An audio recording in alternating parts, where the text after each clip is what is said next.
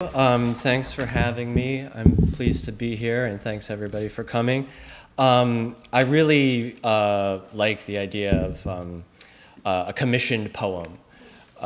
So yeah, being asked to write something specific for a specific occasion. I've done it a bunch of times and always have fun with it. And I was trying to sort of find some entrance to the concept of promise, because like you said, it's sort of the superficial reading that you get is sort of like optimistic. And I was thinking, like, how am I going to write an uplifting poem? Like what inside of me do I have to express that? But as it turns out,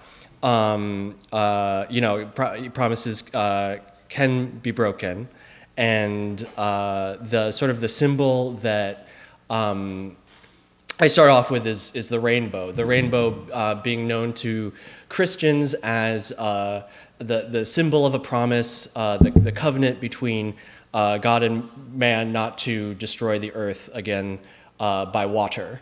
In reality, a rainbow is an optical illusion that happens when the sun is behind you and there's water droplets in the air in front of you, and the light from the sun goes into the droplet, refracts into all the colors of the spectrum, and then bounces off. And so that's what you see when you see a rainbow. And sometimes you see a double rainbow, which people think is like extra special, but in truth it's just like the light is more bouncy. So this is, I believe, and correct me if I'm wrong, because I am really not that intelligent and I had to look all this up about rainbows. I think it's the same rainbow. So you'll see that this one is the inverse of this one. So this one starts with violet and ends with red, and this one starts with red and ends with violet.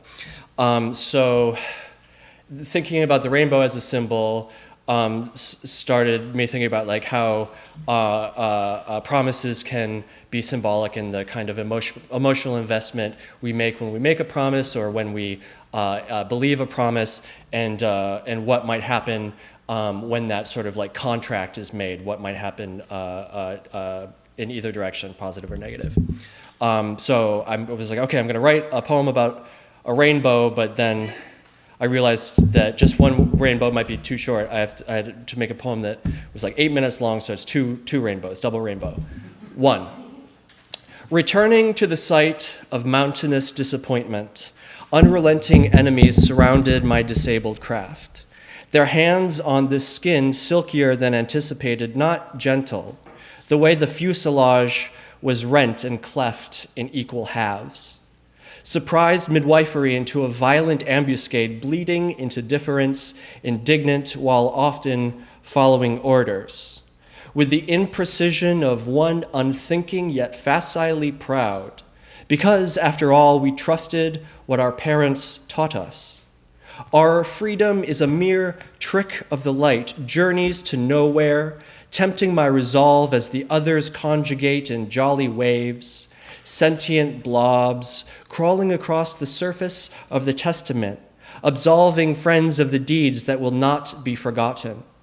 The rocky traverse authorizes otherwise criminal behavior to flourish through hairy crowds of distilled predilection. Nowhere else have these gifts been tendered to be broken, flying the generous arc of such pondering disobedience. Here I tire of the crown, absconded as the manor blue, humid traces of recognition over the disproportionate relevance of the opinions and values of unqualified men, fading into colors and indecorous vindication below, the tense lent to restorative solutions for ancient problems, decked out by flesh, your exonerators' errant greed, being secondary to the anticipation of gaudiest shadow, following me for the rest of my short and naive life. There's a bunch of technical shit going on right now, which we haven't the slightest chance to understand, without unreachable context and unchangeable faith, twice reflected from the inside of a watery curve.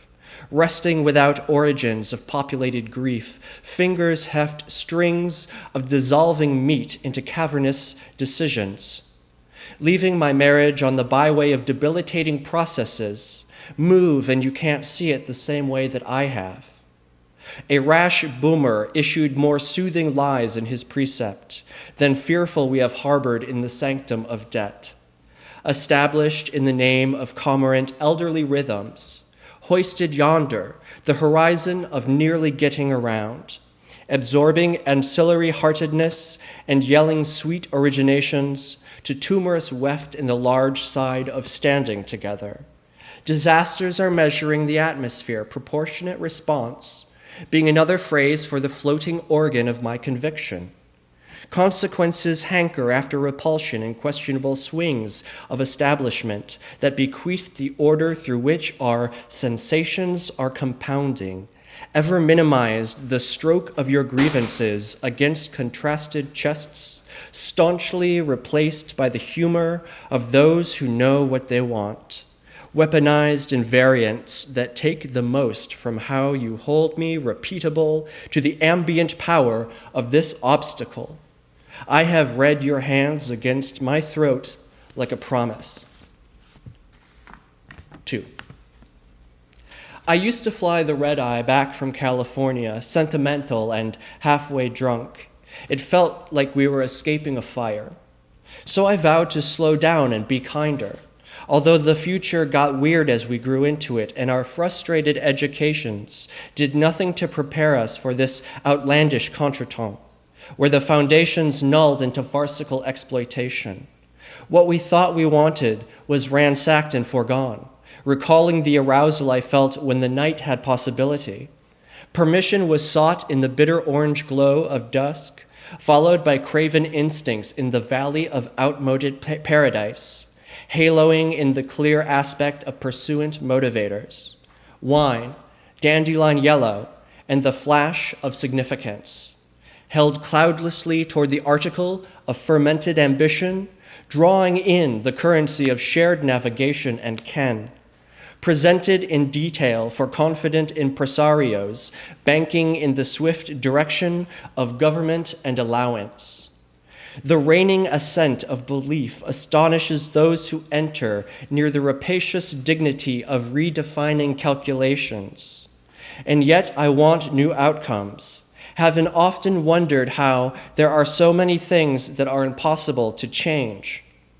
Downed in the earnest city, a bureaucrat touched another in passing, the day winnowed as the kids surcharged. Laughter encircled the brief illusion of humanoid grace as we traveled to locate an elusive but primary green. Officially, we're responsible for much not understood, as if who owes whom what is a matter of opinion. Big men approached my vehicle, spitting chew to ask what my scene was all about. The response always, "If you didn't like my gait, why did you swing on it?" This is an informal society regardless. We get by as long as the monster gets fed. Might as well adventure into spaces reserved for the worst imaginable purpose. I tell myself a million lies throughout the day, mostly useful, painting much in underestimated blue. For the figurative champions who serve discursive appetites, there has to be a contract among us. Assured as the leisure for which the multitude pine, if I could be so averred by indigo suppositions, the theory that anything is salvageable is popular among those who don't think about it that much.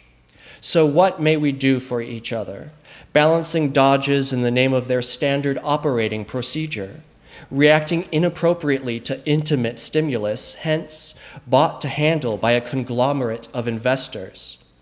There's more landing than taking off. Privileged zones forge a system between separate auspicious entities. And we spend the violent evening forgiving each other for being selfish or angry or breaking a promise. Thank you.